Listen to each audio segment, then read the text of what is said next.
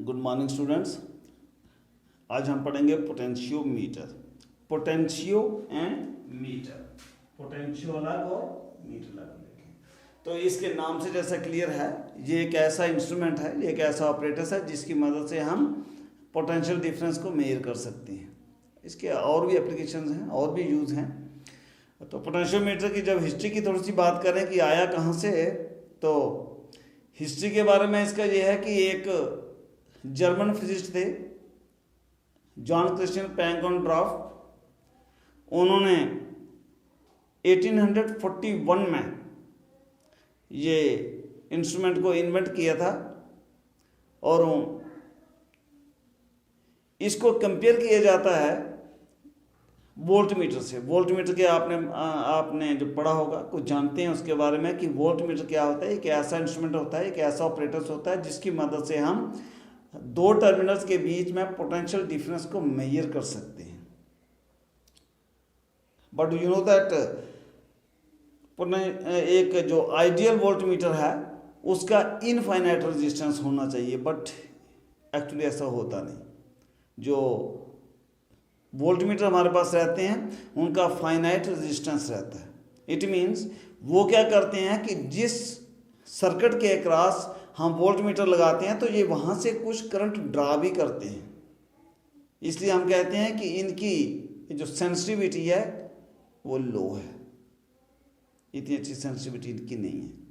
लेकिन जो पोटेंशियोमीटर है ये चूँकि डिफ्लेक्शन मेथड पे काम ही नहीं करता, ये तो नल मेथड पे काम करता है और ये वहाँ से उस सर्किट से कोई भी करंट ड्रा नहीं करता जिसके अक्रॉस इसको लगाया जाता है, and that is why it's sensitivity is high.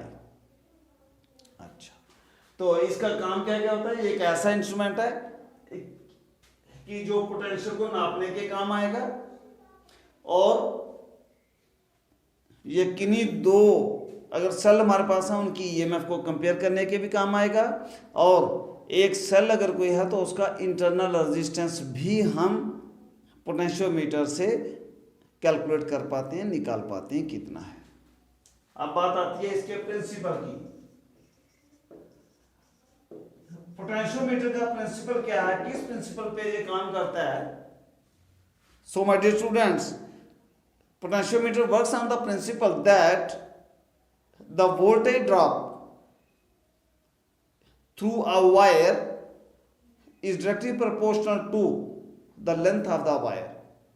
लेकिन हमारे पास शर्त क्या रहनी चाहिए कि उसका एरिया ऑफ क्रॉस सेक्शन जो है तो वो कांस्टेंट रहे और उसके बीच में से जो करंट फ्लो हो रही है वो भी सेम रहनी चाहिए, वो भी चेंज नहीं होनी चाहिए। अगर ऐसा होता है तो वोल्टेज ड्रॉप उसके किसी पोर्शन में जो वोल्टेज ड्रॉप होती है it is equal to, it is I would say directly proportional to the current flowing through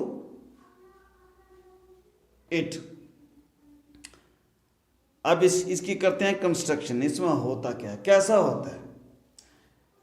आपने मीटर वायर, तो हमने मीटर ब्रिज किया था पिछली बार, तो मीटर ब्रिज में तो एक ही तार रहती है, तो इसमें क्या होता है काफ़ी लंबी सारी तार रहती है। कुछ मीटर है, फ्यू मीटर्स, ये 4 मीटर हो सकती है, 5 मीटर हो सकती है, 10 मीटर तक भी हो सकती है।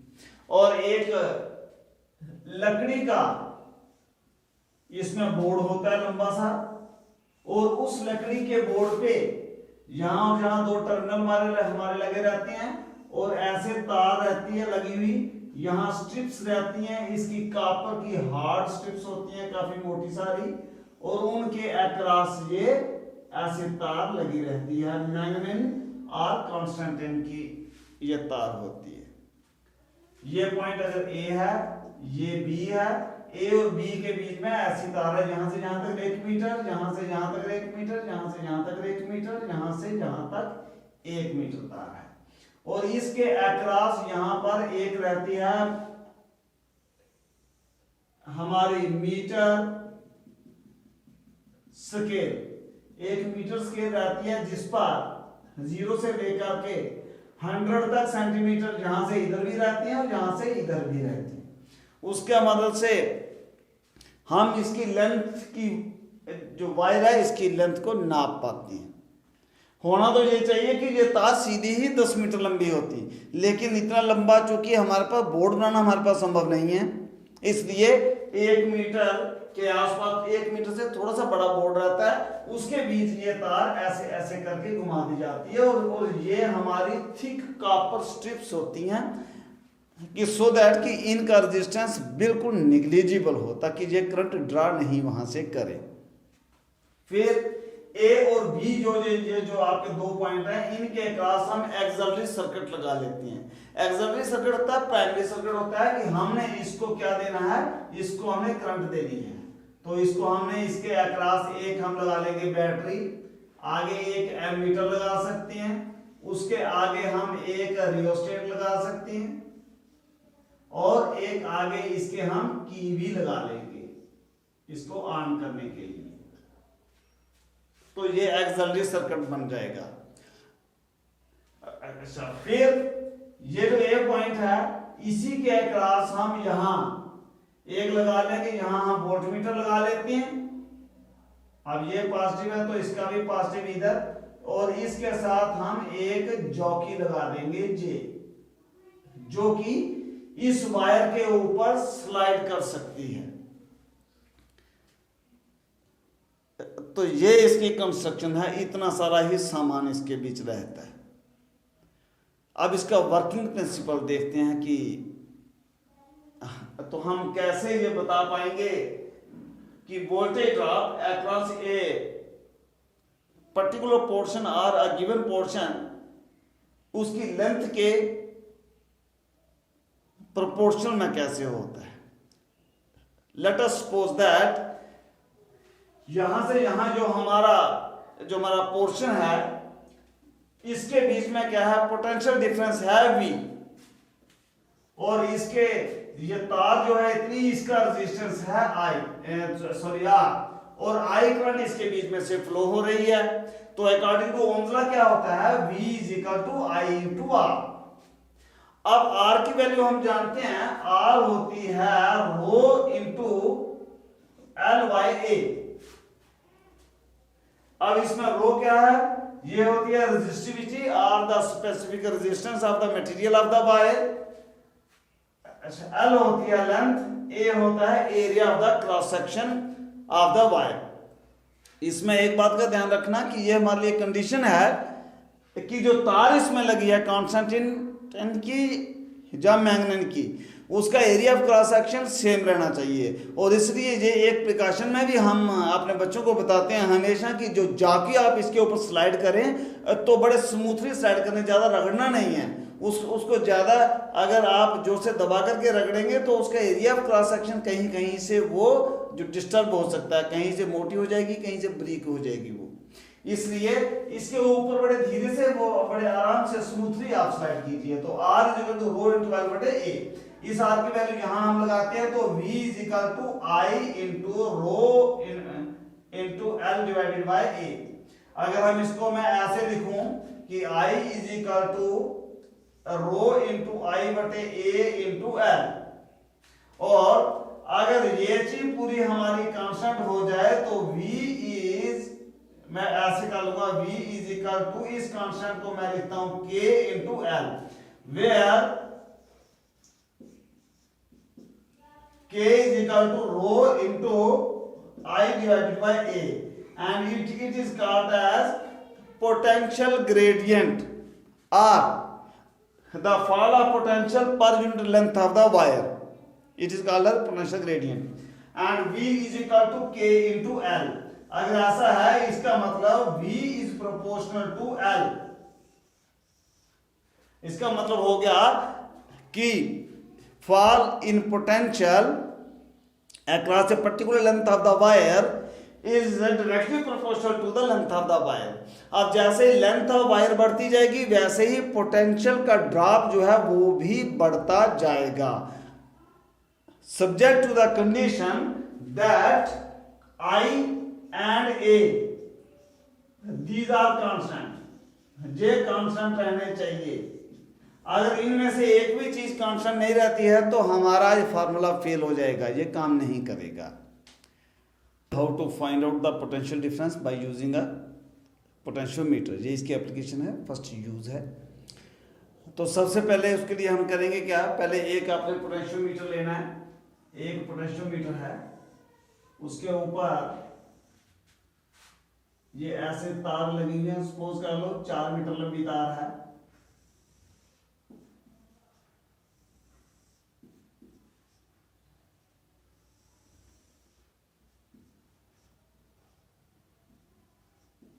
ये पॉइंट ए है, ये बी है, और इसके अक्रॉस यहां पर एक जो मीटर स्केल बनी हुई है 1 मीटर लंबी है, जहां से कि हम इसकी लंबाई नाप पाते हैं। ए और बी के अक्रॉस आप एक्सिलरी सर्किट लगा दीजिए। एक्सिलरी सर्किट में हमने पिछली क्लास में आपके साथ बात की थी, एक तो यहां पर एक बैटरी होगी, उसके बाद आगे हम एमीटर लगा सकते हैं लगाना चाहें तो, उसके बाद एक आगे हम रेजिस्टेंस बॉक्स लगाएंगे, फिर उसके बाद एक रियोस्टेट होगा, आगे आगे एक की होगी के। ये आपका एक्सिलरी सर्किट आ गया। उसके बाद ये ए पॉइंट जो है इसी के अक्रॉस हम क्या लगाएंगे, यहां से इधर एक लगा देंगे रेजिस्टेंस R1, और इस रेजिस्टेंस के अक्रॉस एक ऐसा सेल लगा देंगे जिसकी हमको जो पोटेंशियल डिफरेंस जिसका हमने निकालना है, जिसका पोटेंशियल निकालना हमें। उसके बाद आगे यहाँ एक हमने गैल्वेनोमीटर लगाना है, तो यहां से एक जॉकी है जो इसके ऊपर स्लाइड करेगी, इसकी को हमने जो के इसको K1 इसको K2 दे देते हैं नाम, इतनी सी कंस्ट्रक्शन रहेगी। तो अब हम इसको निकालेंगे कैसे, तो हम सबसे पहले क्या करेंगे, इस की को K1 को हम क्लोज करेंगे, तो इस तार के बीच में से करंट फ्लो होना स्टार्ट हो जाएगी पॉजिटिव टू नेगेटिव, यहां से ऐसे करके इधर से यहां से आती। अब हम क्या करेंगे, आर जो रेजिस्टेंस बॉक्स है इसमें से हम इतना रेजिस्टेंस, सूटेबल रेजिस्टेंस चूज करेंगे कि so that the potential across these two points A और बी के बीच में पोटेंशियल इससे ज्यादा होना चाहिए।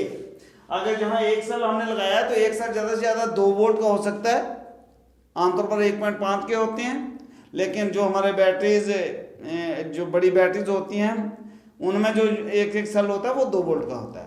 तो अगर हमें एक यहाँ पर अगर एक सेल है 2 वोल्ट का हो सकता है, तो हमारे पास जो जहां से करंट फ्लो हो रही है तो वो इस तरीके की हो कि ए और बी के बीच में जो पोटेंशियल डिफरेंस है that must be greater than 2 volt. अगर ऐसा नहीं होगा तो हमें नल पॉइंट नहीं मिल पाएगा, हमें ऐसा कोई पॉइंट इस तार के ऊपर नहीं मिलेगा कहां जहां पर कि जो हमारा गैल्वेनोमीटर है उसके बीच में जो करंट जो 0 हो जाए, जो उसमें नो डिफ्लेक्शन मिले। इससे इस बात का ध्यान रखें कि यहां से इतना रेजिस्टेंस निकालें so that the potential difference between the points A and B is greater than the potential difference which is to be measured or which is to be determined। चलो ये हो गया। उसके बाद क्या करेंगे, जब हमने ये किया तो फिर उसके बाद क्या होता है, हम इसकी जो K2 है इसको भी क्लोज करते हैं। इसको क्लोज करते हैं तो ये R1 सपोज कर लो है, R1 के जो इसके थ्रू भी एक पोटेंशियल डिफरेंस जो है एक डेवलप हो जाता है, इसके बीच में से भी करंट फ्लो होना स्टार्ट हो जाती है। फिर हम क्या करेंगे, ये जॉकी जो है जे जो है इसको पहले एक तरफ लगा करके चेक करेंगे। जब एक तरफ लगाते हैं तो ये जो हमारा गैल्वेनोमीटर है इसमें एक तरफ डिफ्लेक्शन आएगी, इधर आएगी या उधर आएगी, किसी एक तरफ आएगी। फिर उसके बाद इस जॉकी को यहां से उठा करके बी पर टच कीजिए तो उस समय इसकी डिफ्लेक्शन इधर होनी चाहिए, ये चेक करने के लिए है। अगर ऐसा है तो इसका मतलब ऑपरेटर्स हमारा सही है और इसके बीच में हमने वैल्यू सही चूज की है।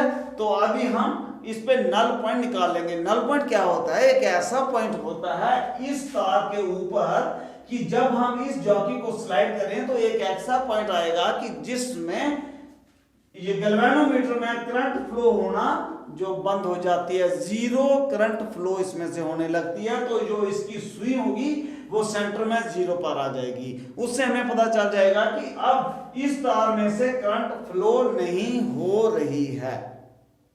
तो हम क्या करेंगे, एक तरफ लगाया तो एक तरफ करंट थी, इस तरफ लगाया दूसरी तरफ थी, तो हमने इस जॉकी को स्लाइड किया इसके ऊपर और कहीं एक जगह आकर के हमें एक पॉइंट ऐसा मिल जाएगा। सपोज कर लो ये पॉइंट जे है, इस पॉइंट पर आकर के हमें इस गैल्वेनोमीटर के बीच में करंट जो है तो वो एक नल पॉइंट मिला है, यहां पे करंट इसके बीच में से फ्लो नहीं हो रही है, तो इसकी सुई जो है सेंटर में जीरो पर आ गई है सपोज।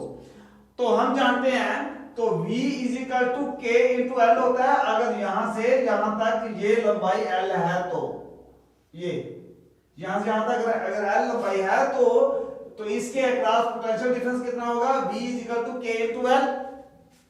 अच्छा, अब अगर इसकी पूरी लंबाई L है, जो हमारी ये तार है पूरी, और R रेजिस्टेंस है इसका पूरी का, तो हम जानते हैं कि टोटल करंट जो होती है, if R is the resistance of the potentiometer पूरी तार का, और जो कैपिटल L है वो उसकी लेंथ है, तो उसमें से करंट कितनी फ्लो हो रही है, I will be equal to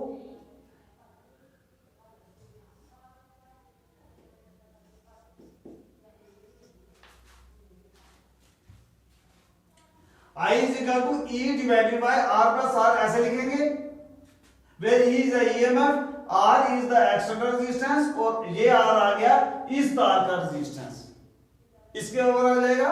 तो अगर ऐसा है तो I इंटू R किसके बराबर होगा, E divided by R plus R into, ऐसे कर लेंगे हम R, ये आ गया IR की वैल्यू।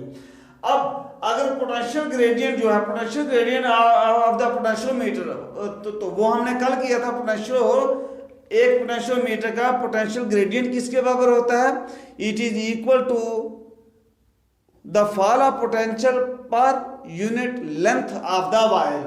तो इसका पोटेंशियल जो हमारा पोटेंशियोमीटर का जो पोटेंशियल ग्रेडियंट किसके बराबर आ जाएगा, वो आ जाएगा E divided by R plus R into R divided by L, इसके बराबर आ जाएगा कि पर यूनिट लेंथ आ जाएगा।